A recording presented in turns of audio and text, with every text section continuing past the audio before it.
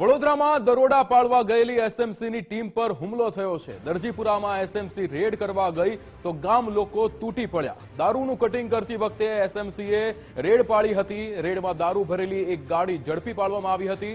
Bootlegger Zuber Shafi મેમણના દારૂનું cutting થઈ રહ્યું હતું। એસએમસીની ટીમ પર બુટલેગરના માણસોએ હુમલો કર્યો હતો। એસએમસીના પીએસઆઈ આરજી ખાંટે 2 રાઉન્ડ ફાયરિંગ કર્યું હતું। 3 આરોપીની અટકાયત કરવામાં આવી। 5 જેટલા આરોપી ફરાર છે। 22 લાખના દારૂ સહિત 60 લાખનો મુદ્દામાલ જપ્ત કરાયો છે। 4 કર્મચારી બેઠા હતા તે ગાડી પર પથ્થરમારો કરવામાં આવ્યો હતો। હરણી પોલીસે સમગ્ર મામલે વધુ તપાસ હાથ ધરી છે। જે રીતે વડોદરાની આ ઘટના સામે આવી છે, આ ચોંકાવનારી ઘટના કે જ્યાં એસએમસીની ટીમ પર જ હુમલો કરવામાં આવ્યો છે। દરજીપુરાના એસએમસી રેડ કરવા ગઈ ત્યારે લોકો તૂટી પડ્યા હતા। દારૂનું કટિંગ કરતી વખતે એસએમસીએ રેડ પાડી હતી। રેડમાં એ દારૂ ભરેલી એક ગાડી ઝડપવામાં આવી હતી, જેમાં બુટલેગર ઝુબેર શફી મેમણના દારૂનું કટિંગ થઈ રહ્યું હતું।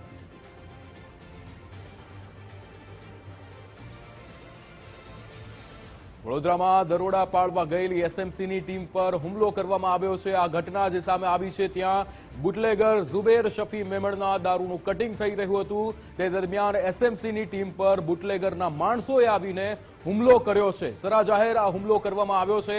એસએમસીના પીએસઆઈ આરજી ખાંટે 2 રાઉન્ડ ફાયરિંગ પણ કરવાની ફરજ પડી હતી। 3 આરોપીઓની અટકાયત કરવામાં આવી છે। 5 જેટલા આરોપીઓ હજુ પણ ફરાર છે। જે રીતે આ દારૂની જે રીતે વાત કરવામાં આવી રહી છે, બુટલેગર ઝુબેર શફી મેમણના દારૂનું કટિંગ થઈ રહ્યું હતું, તે દરમિયાન આ ઘટના સામે આવી છે।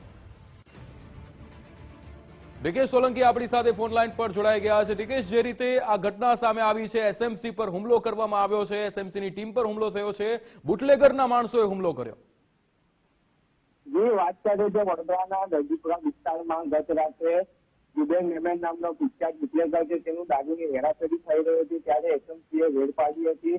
ત્યારે એસએમસીએ રેડ પાડવા દરમિયાન બુટલેગરોના માણસોએ એસએમસીના લોકો પર પથ્થરમારો કરવામાં આવ્યો હતો અને ત્યારે એસએમસીએ પોતાનો જીવ બચાવવા માટે હવામાં ગોળીબાર 2 રાઉન્ડ ગોળીબાર કરવામાં આવ્યો હતો। ત્યારે બુટલેગરના 3 આરોપીઓને અટકાયત કરવામાં આવી છે અને 5 જેટલા આરોપીઓ ફરાર છે।